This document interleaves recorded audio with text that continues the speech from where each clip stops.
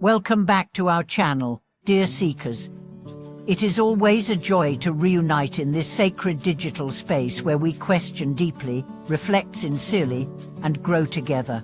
Today, we are going to confront a major misconception, one that continues to mislead countless spiritual aspirants around the world. Is the true goal of Buddhist practice to acquire supernatural powers? Is opening the third eye, predicting the future, or reading minds, the mark of a spiritually advanced being? Or have we missed the real point entirely? Let's start with honesty. Supernatural phenomena, clairvoyance, telepathy, levitation, divine visions are alluring. In many spiritual traditions, these siddhis or powers are seen as signs of accomplishment. They captivate the imagination, fill the pages of scriptures, and often form the myths that inspire generations. But what does the Buddha say? And more importantly, what does your heart say? The Buddha never denied the existence of supernatural powers. In fact, many texts record him and his disciples performing acts that defy ordinary perception. But he was also very clear. These are not the goal, they are side effects. Like flowers blooming on the path, beautiful, yes, but not the destination. Imagine this. You've set out on a long mountain trek to reach a majestic summit, a place of clarity, peace, and vast perspective. Along the way, you pass through forests full of stunning flowers. You can stop, admire them, maybe even gather some. But if you forget where you're going, if you pitch a tent and stay there forever, you've lost the path. The flowers were meant to be encouragement, not endpoints. Spiritual power without wisdom is like a sword in the hands of a child. It can cause more harm than good. Let's go deeper. True Buddhist practice is not about gaining something, it's about removing delusion. It's about seeing clearly, about transforming the heart, about shifting from ignorance to insight, from ego to emptiness, from reactivity to compassion. Supernatural powers don't necessarily require purity. Many beings, even outside the Buddhist path, possess such powers. But awakening, true awakening, requires the death of the ego, the unraveling of greed, hatred, and delusion. The Buddha warned of this repeatedly. One of his disciples, Moggallana, was known for his extraordinary powers. He could visit celestial realms, read minds, and perform feats that astonished even the gods. But the Buddha always redirected the focus back to ethics, to mindfulness, and wisdom. Why? Because power can be intoxicating.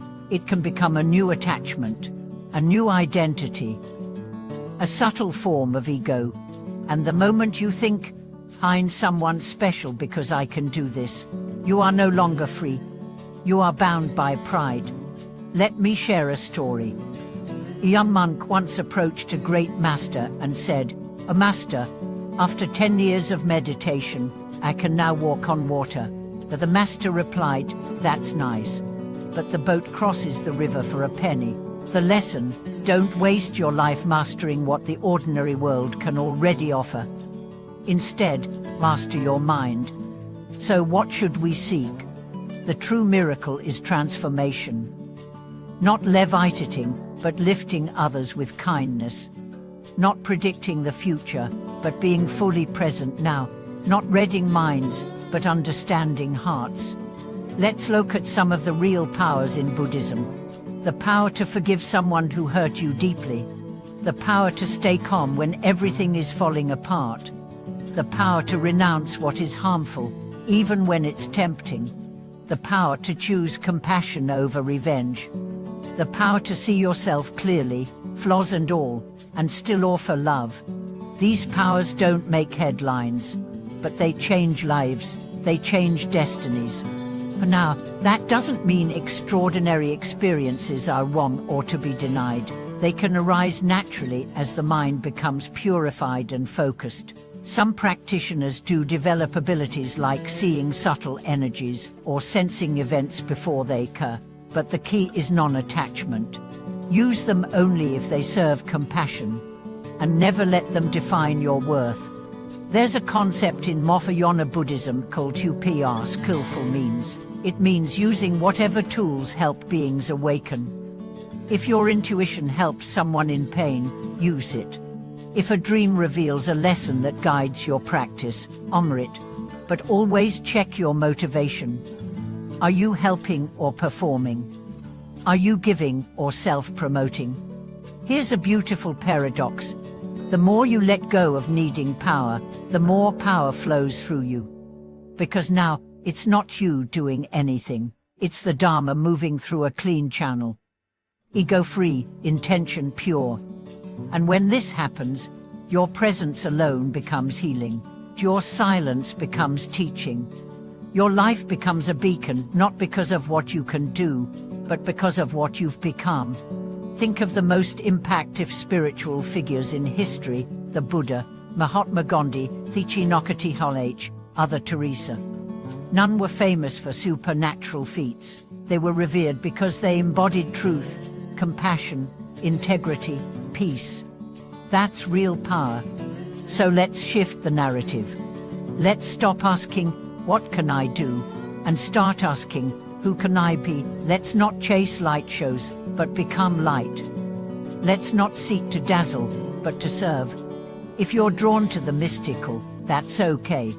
It's part of the path, but anchor yourself in the essentials: right view, right action, right speech, right livelihood. And if powers arise, smile, bow, and keep walking. I once met a woman who said, I used to want to open my third eye. Now, I just want to open my heart. That's it. That's the essence. So, dear friend, the path is not about becoming supernatural. It's about becoming supremely human, awake, aware, compassionate, free. Thank you so much for watching this video. If this message resonated with you, please share your reflections in the comments. Have you ever been distracted by mystical experiences? Have you found deeper joy in the ordinary miracles of love and truth? Let's grow together.